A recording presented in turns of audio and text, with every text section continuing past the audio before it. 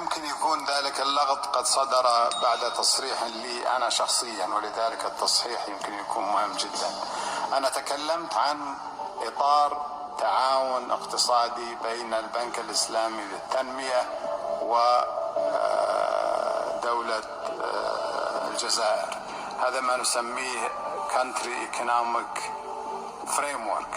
هذا نعمله مع أغلب الدول الأعضاء لكي نؤطر طريقة التعاون مستقبلا، ونضع فيه أيضا أشياء ممكن تحصل لكنها هي يعني تعتمد على احتياجات الدولة وقرارات الدولة.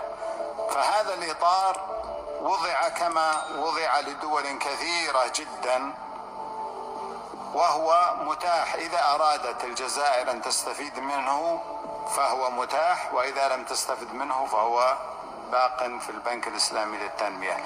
لذلك لم يكن هناك، ولم أذكر، لكن يبدو الوضوح أحيانا في التعبير ليس بالسهل، أنه لم يكن هناك قروض، ولم أستخدم كلمة قروض ولا حتى تمويلات.